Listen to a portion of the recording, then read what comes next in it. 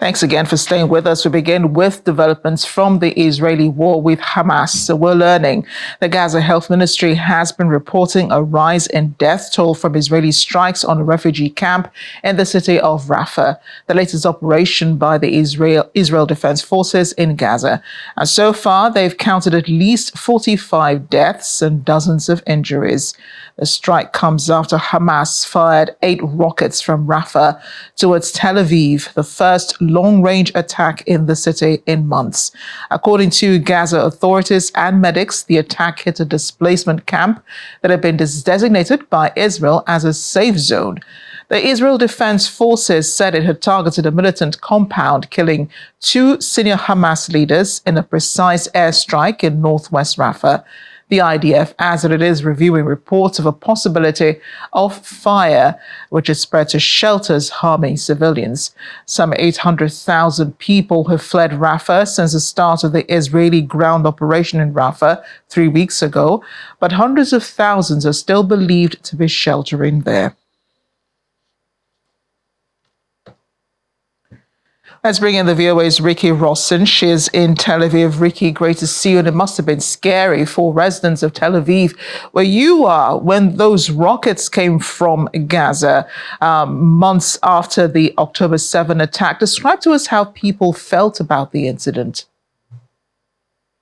Actually, it wasn't, it was very unexpected.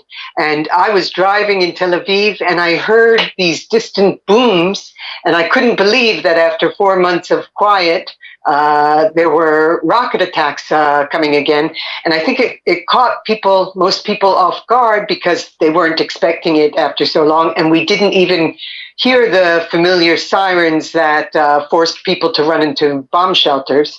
And in fact, the defensive Iron Dome didn't prevent at least 2 of the 8 rockets from hitting Tel Aviv suburbs and causing property damage, but no serious injuries.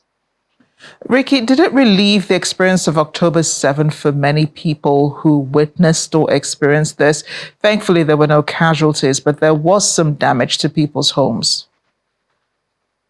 It was totally different from October 7th, because October 7th, there were thousands of rockets being launched simultaneously all over Israel. But the rocket attack did, in some ways, justify the Israeli claim, at least the leaders' claim, that army forces need to be sent to Rafah to fight the remaining Hamas fighters, because the launches of this Tel Aviv attack were launched from a place in Rafah that was only 800 meters away from Israeli troops operating there. Now, the Israeli Defense Forces continue their offensive in Rafah, despite the International Criminal Court calling for a halt in these attacks. Now, these calls have been recent. What sort of repercussions are on the line here, if Israel does continue with its offensive in Rafah, despite the advice and the order of the ICC? It's not just advice. It could result in serious sanctions, because the decision just a few days ago by the ICJ, the ICJ was that the International Court of Justice was that Israel had to refrain from operations in Rafah that could endanger civilians, especially the over 1 million civilians who were displaced and taking shelter in Rafah. And Israel claimed that, in fact, its fighting in Rafah at this point was more precision targeting of Hamas sites and not the kind of heavy bombing that it engaged in other parts of Gaza. But now it is admitting that exactly the kind of collateral damage to civilians is what occurred last night. How do we reconcile the two accounts, Ricky? Because the Israeli government is saying the attacks in Rafah are not, the civilian camps are not the targets of the attacks, but Gaza health authorities say that one refugee camp was attacked in the process. At least 45 people, they say, have died. They tend to think that it was a main target for the IDF. Has the Israeli government said anything about this? Has the IDF either confirmed or denied this attack? The IDF, the military investigator of the IDF, has admitted that the incidents last night were very grave, seeming to say that the army did, in fact, admit that they caused the fire that killed 45 people. What they are saying is that they were targeting Hamas operatives, a command post that was very close to this camp. And in fact, the airstrike caused a fire which spread to the nearby camp. And when you see pictures of the site, you can see that it's actually a very small site of where the tents were.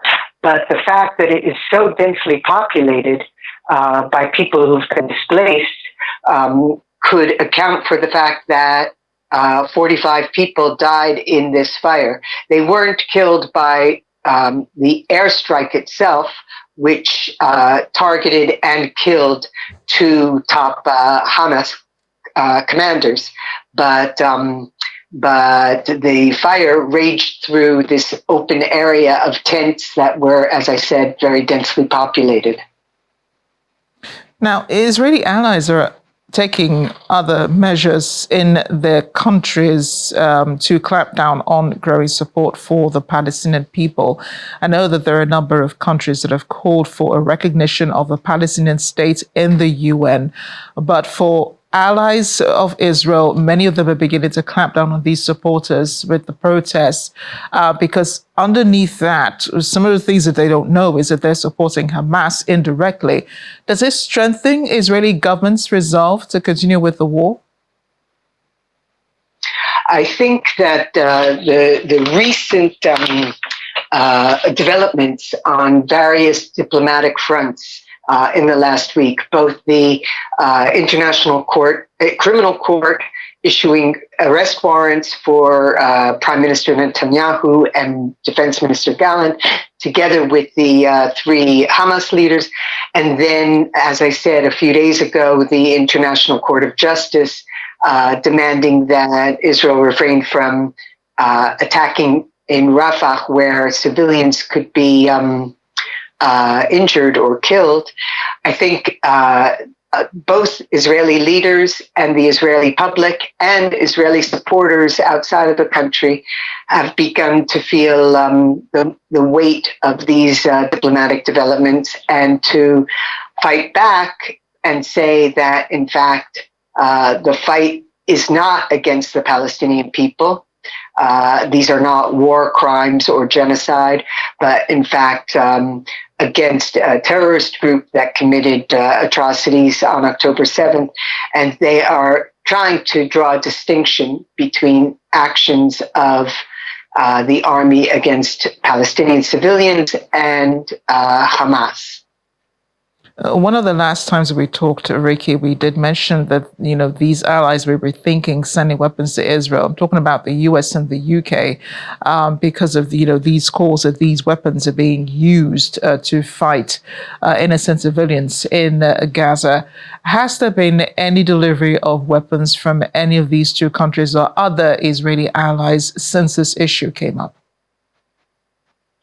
I don't think there have actually been deliveries, but it was strange because on the 8th of May, 2 weeks ago, the U.S. announced that they were pausing shipments of heavy bombs, like the kind that were used in other parts of Gaza and created massive destruction, death and destruction.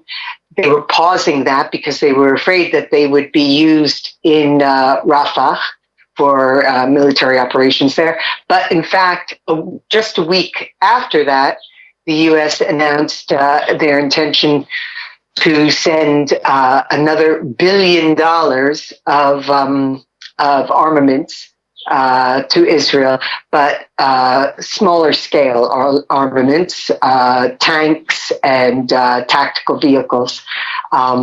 So I think that on one hand, they're trying to limit the amount of heavy weapons that are sent, but at the same time, perhaps for internal political considerations, approving still billions of dollars of armaments to be sent. Thanks again, Ricky, and do stay safe. Thank you. Another development still with the Israeli-Hamas war back in Israel. Hundreds of people rallied in Tel Aviv over the weekend, demanding the release of hostages held by Hamas. The main protests happened near the Museum of Art. It comes after the International Court of Justice ruled for Israel to halt military operations in Rafah. Some demonstrators criticized Hamas for disregarding international law, while others wished the government would show a sense of urgency in reaching a deal so the hostages can return home. Hamas is not playing by the international law. They have no moral.